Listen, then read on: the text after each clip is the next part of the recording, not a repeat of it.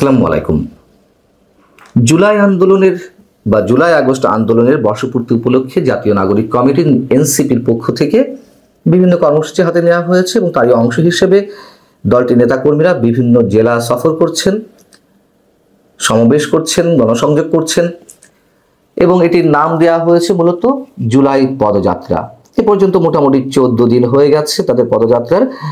বিভিন্ন ডিস্ট্রিক্টে শান্তিপূর্ণভাবে অনুষ্ঠিত হয়েছে, কিন্তু 16ই জুলাই তারা যে গোপালগঞ্জ যাচ্ছেন সেটিকে নিয়ে এক ধরনের উত্তেজনা সৃষ্টি হয়েছে। নানান ধরনের কানুঘোষা বিভিন্নভাবে শোনা যাচ্ছে এবং টুঙ্গিপাড়া বঙ্গবন্ধুর সমাধিকে কেন্দ্র করে এক ধরনের উত্তেজনা অনেকের মধ্যে কাজ করছে, উদ্বেগ উৎকণ্ঠাও কাজ করছে এবং এই উদ্বেগ উৎকণ্ঠাকে আরো বেশি তীব্র করে তোলা হয়েছে এনসিপি নেতা সার্জিস আলমের একটি ফেসবুক পোস্টের মাধ্যমে।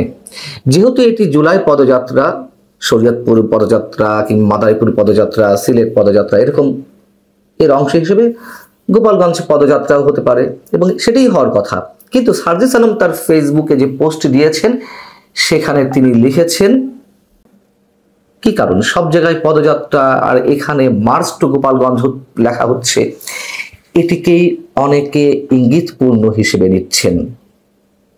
স্পেশালি গোপালগঞ্জের ক্ষেত্রে কেন মার্চ টু গোপালগঞ্জ লেখা হলো, এটিকে অনেকে উস্কানি হিসেবেও দেখছেন। তিনি যেই পোস্টটি দিয়েছেন মাত্র কয়েক ঘন্টা আগে, সেখানে অসংখ্য মানুষ অনেক অনেক ধরনের মন্তব্য করছেন, নানান ধরনের উত্তেজনা বোঝা যাচ্ছে। আমি সেগুলো উচ্চারণ করতে চাই না। আপনারা যে কেউ ইচ্ছা করলে তার ফেসবুক প্রোফাইলে গিয়ে তার পোস্টের নিচে যে কমেন্টগুলো সেগুলো দেখতে পারেন। এবং এটিও সত্য কথা যে গোপালগঞ্জে তাদের এই পদযাত্রাকে কেন্দ্র করে গত কয়েকদিন ধরে পুলিশ ব্যাপক ধরপাকড় করেছে, অনেককে আটক করা হয়েছে, গ্রেপ্তার আতঙ্ক থেকে অনেকে এলাকা ছাড়া হয়েছেন। তাহলে গত কয়েকদিন ধরে যে নানান ধরনের কানাঘুষা, নানান ধরনের গুঞ্জন, তবে সার্জিস আলমের পোস্টটি এই উত্তেজনাকে বাড়িয়ে দিয়েছে।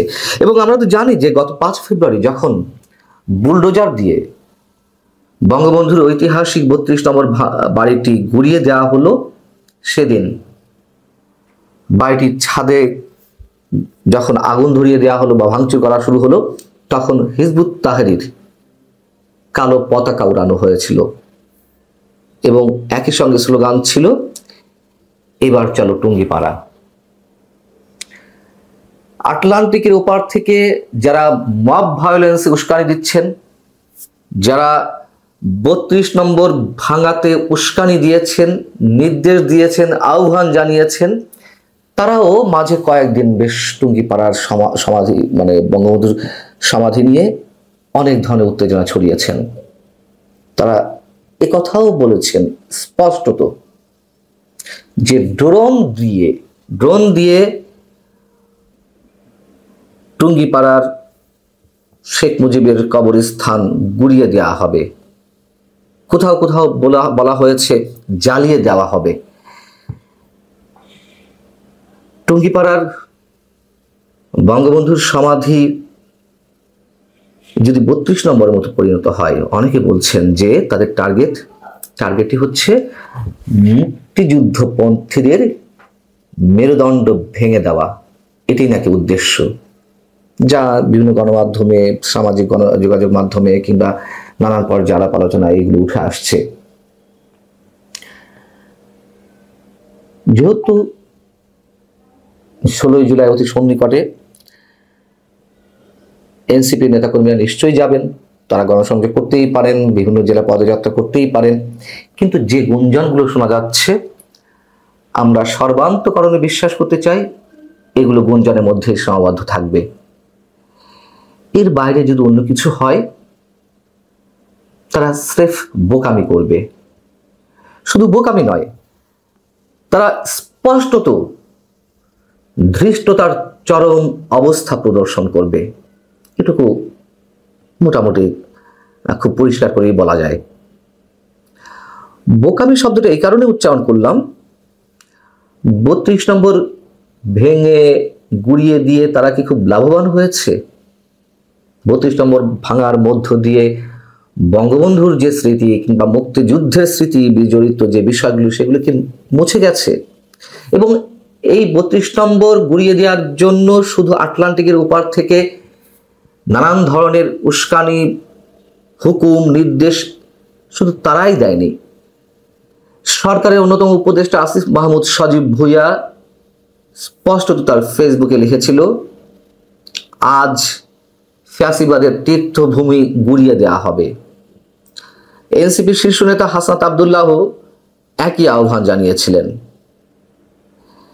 সেই জায়গা থেকে এনসিপির যে পদযাত্রা সেটিকে কেন্দ্র করে এক ধরনের উত্তেজনা সৃষ্টি হতে পারে, বা তারা তাদের পরিকল্পনা রেখেছে কিনা আমরা জানি না। মানে রাখাটা অস্বাভাবিক না, তার কারণ তারা তো দেখিয়েছে যে তারা কি করতে পারে, এবং এইগুলো করে তারা যে জনবিচ্ছিন্ন হয়ে পড়ছে, মানুষের ভালোবাসা, স্নেহ, আস্থা যতটুকু অর্জন করেছিল তা কোথায় গিয়ে মিশে যাচ্ছে নিশ্চয় তারা অনুধাবন করতে পারছে। যদি অনুধাবন করতে না পারে, যদি এইগুলোকেই তারা ক্যাশ করতে চায় রাজনীতিতে, এটুকু অন্তত বোঝা উচিত বঙ্গবন্ধুকে বাদ দিয়ে বাংলাদেশের কোনো ইতিহাস নির্মিত হবে না, হওয়ার কথা নয়, সম্ভব নয়। এটা আমি এ কারণেই উচ্চারণ করলাম যে বোকামি করবে, চূড়ান্ত বোকামি করবে। ধৃষ্টতা শব্দটা আর উচ্চারণ করতে চায় না। এবং তার পরিপ্রেক্ষিতে তারা এখনো পর্যন্ত তারা নিজেদের থলেতে যতটুকু অর্জন করেছে দলীয়ভাবে, নিশ্চয়ই সাধারণ মানুষ যারা আওয়ামী লীগ করে না তারাও নিশ্চয়ই ক্ষমা করবে না। এগুলো একেবারে খুব সহজ সরল কথা, এগুলো ব্যাখ্যা করে বোঝানোর কিছু নেই। তারপরেও তারা যদি অধুনা পথে হাঁটতে চায়, সেটা ইতিহাসই বলে দেবে, আগামী দিন বলে দেবে যে কার ভাগ্যে কি রয়েছে। ভালো থাকুন সবাই, আল্লাহ হাফেজ।